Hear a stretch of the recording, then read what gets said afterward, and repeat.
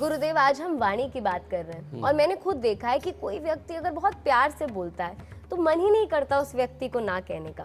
तो क्या इसके लिए ग्रह जिम्मेदार होते हैं? कुछ लोग इतना कटु बोलते हैं और कुछ लोग इतना मीठा बोलते हैं। तुमने बात तो सही कही सका, लेकिन इसमें भी बहुत सारे पहलू है बेटा। वो पहलू क्या है? एक तो जो कड़वा बोलने वाला, उसे पता ही नहीं होता कि उसकी बोलने में ही इतनी खराबी है। वो शब्द ऐसे बोल जाता है जो सामने वाले को तीर की तरह चुभते हैं। एक तो ये होता है, इसे बोलते हैं केतु की खराबी। एक और हिस्सा होता है जिसे बोलते हैं शनि की खराबी।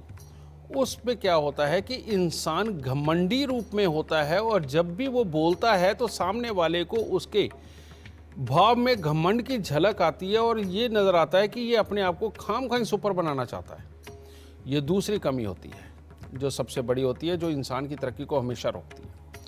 एक तीसरी और कमी होती है, और वो क्या होती है कि ना ऐसा आदमी कड़वा बोलता है, ना ही ऐसा घमंडी होता है। वो इतना ज़्यादा मीठा बोलता है कि लोगों को उसकी बोलबानी से ही लगता है कि ये आदमी किसी काम का नहीं है। समझ गए? और ये वो लोग होते हैं जो चापलूसी चाटू करता अपना फर्ज समझ के हर किसी को सिर्फ और सिर्फ खुश करने में लगे रहते हैं। ठीक है? ये तीनों हिस्से ही घातक है जिंदगी के अंदर तरक्की के लिए, अपने समाज को जोड़ने के लिए, अपने परिवार के हिस्से के लिए और जिंदगी के अंदर सब कुछ पाने के लिए।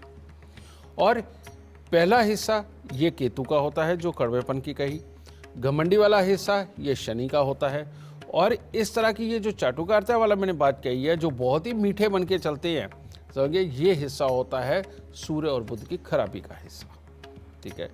अब ये तीनों ही हिस्सों का खराब होना बेटा जिंदगी के अंदर कहीं ना कहीं तकलीफें तो देता ही देता है। इसके अंदर केतु वालों को खास तौर पे दिक्कत होती है कि ये नॉर्मल बात कर रहे होते हैं और इनके अंदर क्या होता है कि अगर कोई बात कोई दूसरा बंदा बोल रहा है तो ये खाम खाई में समझदार बन के ऐसी चीज़ें निकाल के उनसे बड़ा बनने की कोशिश करते हैं, समझे, कि जैसे ये बहुत ज़्यादा समझदार है।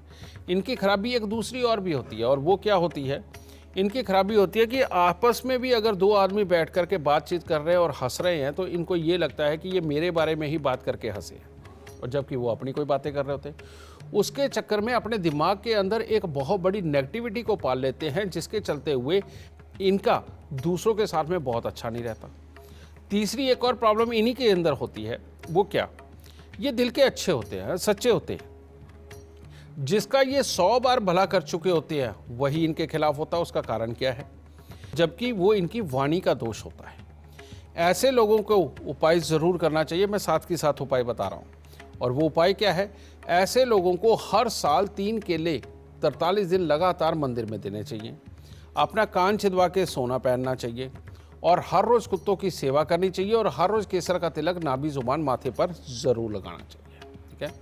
फिर आ जाते हैं दूसरे लोग, शनि की। इनकी प्रॉब्लम क्या होती है? ये अपने आप को वाकई में बहुत ज़्यादा समझदार तो समझते हैं।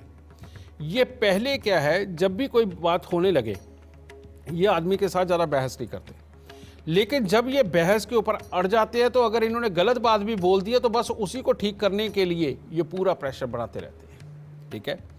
लेकिन ये मेहनती होते हैं, बहुत मेहनती होते हैं, लेकिन इनकी प्रॉब्लम ही एक होती है कि जल्दी चिढ़ जाना, और जिसके चलते हुए वो जो चिड़ापन है, अब ये आदमी के सामने तो शो नहीं करते, लेकिन जैसे ही पीठ पीछे होते हैं तो उस आदमी को काट के उससे दूर जाने की कोशिश करते हैं और अपनी दुनिया को एक तरह का एकांत में बनाते चले जाते हैं। पहले एक के साथ हो गया, फिर दूसरे के साथ हो गया, फिर 10 के साथ हो गया, और ज़िंदगी के अंदर बहुत लिमिटेड से जानकार रह जाते हैं, 1 2 3 4 5।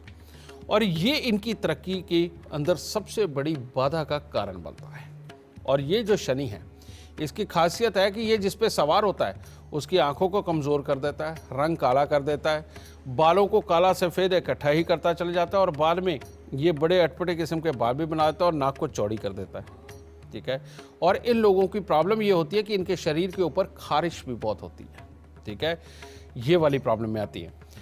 अब इसको ठीक करने के लिए आपको कम से कम 43 शनिवार तवा, चिमटा या अंगीठी, इनमें से कोई भी एक चीज़ लेकर के बेटा दान देनी चाहिए।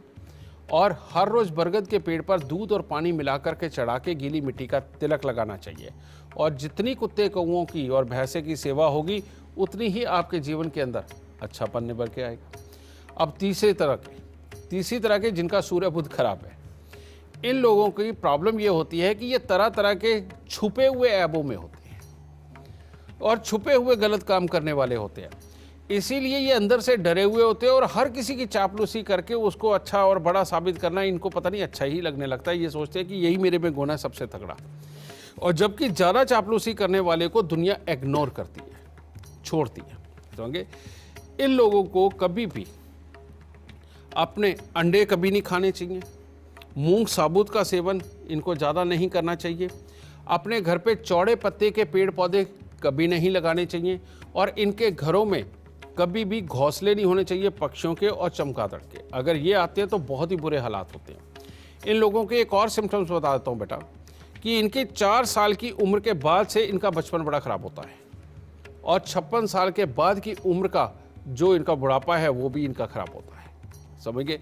और इन लोगों को ख़ास तौर पे क्या चाहिए कि ये कन्या पूजन करते रहें, उनको मिठाई लाल कपड़े समय समय के ऊपर देते रहे, भले ही हर महीने करते हैं। ठीक है? दूसरा इनको करना चाहिए कि अपने पे कंट्रोल रखना चाहिए, बोलने से कम अगर ये बोलेंगे तो ये इनके लिए बहुत ही अच्छा रहेगा। तीसरा इनको करना चाहिए कि मूंग साबुत हरे कपड़े इनका दान देते रहना चाहिए। वो बजाने वाली ढोलकी मंजीरा वगैरह जो होता है ये समय समय पे साल में एक आध बार ये खरीद के बेटा मंदिर के अंदर देते रहना चाहिए। और बहन बुआ बेटी इनकी सदा मदद के ऊपर इनको रहना चाहिए और जितना ये अनाज का दान देंगे ये ज़िंदगी में उतने ही खुशहाल इंसान होंगे और ये जो खाम खाई की इनके अंदर चापलूसी की आदत होती है धीरे धीरे करके बिल्कुल ख़त्म हो जाएगी और ये ज़िंदगी के अंदर बहुत अच्छी तरक्की पाएंगे।